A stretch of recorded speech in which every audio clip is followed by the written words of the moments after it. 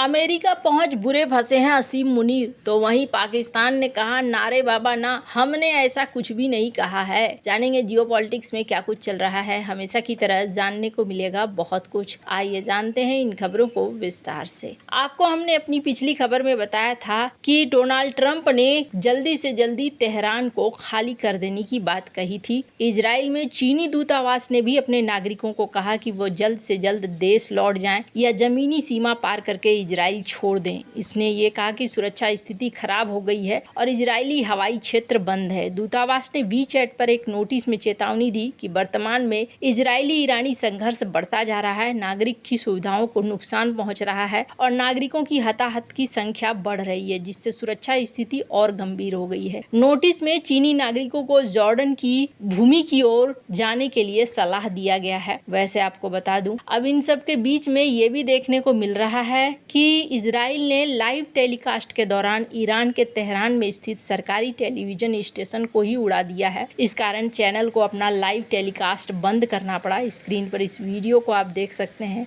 متجاوز به خاک وطن، صدای متجاوز به صدای حق و حقیقت است. آنچه که ملاحظه کردید، صدایی که شنیدید، فضای غبارآلود استدیو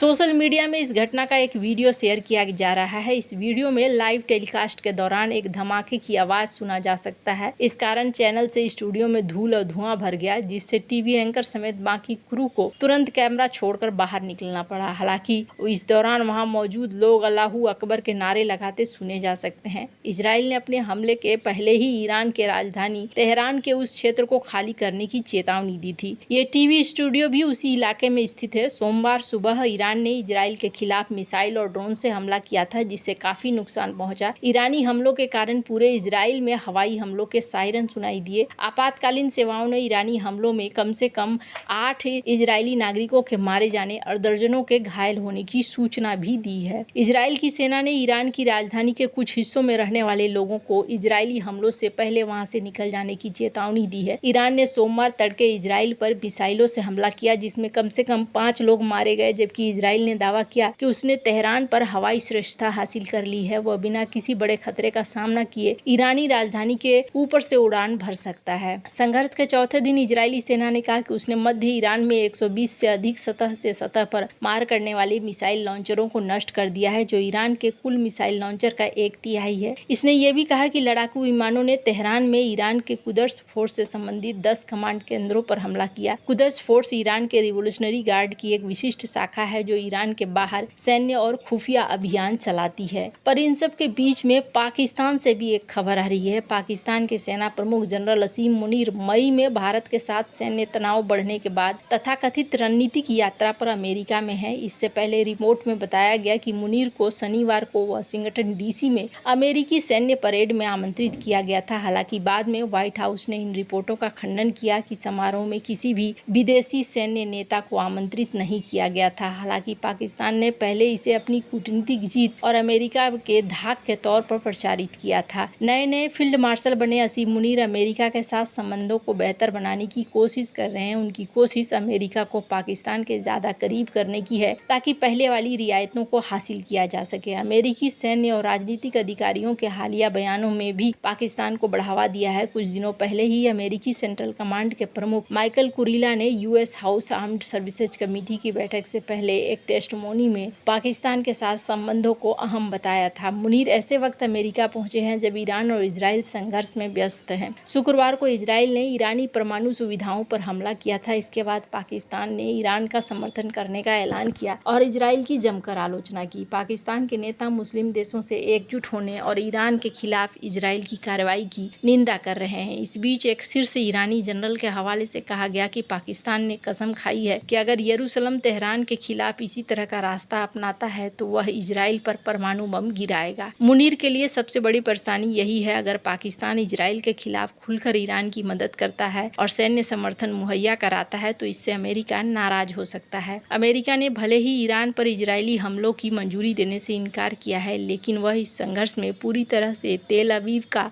सबसे करीबी सहयोगी बना हुआ है। रविवार को राष्ट्रपति डोनाल्ड ट्रंप ने कहा कि संघर्ष में अमेरिका इजराइल के साथ खड़ा है। उन्होंने पहले तेहरान को धमकी दी थी कि अगर अमेरिका पर किसी भी तरह से हमला किया गया तो उसे गंभीर परिणाम भुगतने होंगे। अमेरिका स्थित दक्षिण एशिया के विश्लेषक माइकल कुगलमैन ने डॉन को बताया कि मध्य पूर्व में संकट पाकिस्तानी प्रतिनिधिमंडल के साथ अमेरिकी जुड़ाव को सीमित कर सकता है। उन्होंने कहा कि पाकिस्तान अमेरिकी समर्थन हासिल करना चाहता है, लेकिन उसने इजरायली हमलों की निंदा की है और तेहरान के साथ संबंधों को मजबूत करने के लिए काम कर रहा है। जनरल मुनीर का इजराइल के सबसे करीबी सहयोगी और ईरान के मुख्य विरोधी के राजनीति में राजधानी में ऐसे तनावपूर्ण समय में होना असहज बातचीत का कारण बन सकता है। कुगलमैन ने कहा कि पाकिस्तान द्वारा अमेरिका के एक और मुद्दा जो मुनीर की यात्रा पर हावी होना है वह अमेरिका में इमरान खान के समर्थकों की बड़ी प्रतिक्रिया है, जो उनकी यात्रा से पहले दिनों से पाकिस्तानी सेना प्रमुख पर चौतरफा हमला हो रहा है। पीटीआई सदस्यों ने वॉशिंगटन में डिजिटल वैन की तैनाती की है जिन पर मुनीर को निशाना बनाते हुए विज्ञापन भी लगाए गए हैं। खैर, इसी बीच ये भी देखने को मिल रहा है कि अब पाकिस्तान ने क्या कहा है। ईरान और इजराइल के बीच बढ़ते तनाव के बीच एक वरिष्ठ ईरानी अधिकारी जनरल मोहसन रजाई ने कहा था कि अगर परमाणु हमला होता है तो फिर पाकिस्तान परमाणु हमला करेगा। जनरल रजाई ने अपने इंटरव्यू में कहा था कि पाकिस्तान ने हमें बताया है कि अगर इजराइल ईरान पर परमाणु बम का इस्तेमाल करता है तो पाकिस्तान भी इजराइल पर परमाणु बम से हमला करेगा। यह बयान ऐसे समय में आया जब इजराइल ने 13 जून 2025 से होने वाली अपनी सबसे बड़ी सैन्य कार्रवाई ऑपरेशन राइजिंग लॉयन के तहत ईरान के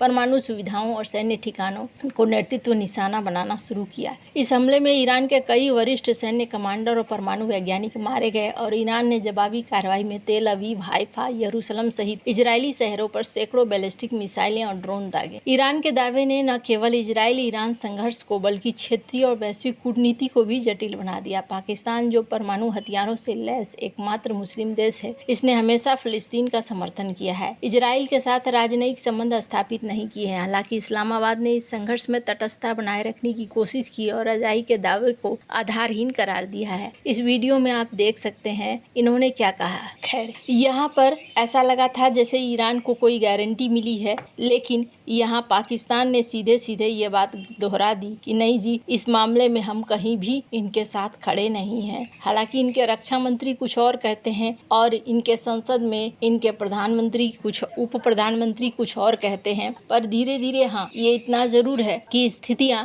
असंवेदनशील होती जा रही हैं। देशों के पास परमाणु बमों के भंडार भी बढ़ते जा रहे हैं। रूस हो, अमेरिका हो, चाइना हो, पाकिस्तान हो, भारत हो, और इसका असर कहीं न कहीं आने वाले दिनों में भी होता हुआ दिखेगा। खैर, अब जिस तरीके से चीजें निकल कर आ रही हैं सामने, वैसे में लगता है कि मुश्किल भरे दिन अब इनके शुरू होने वाले हैं, पाकिस्तान के भी और ईरान के भी। वैसे आपको क्या लगता है इन सब मामले में, आप क्या राय है, कमेंट कर जरूर बताएं। जल्द मिलते हैं अगले वीडियो में नई खबर के साथ।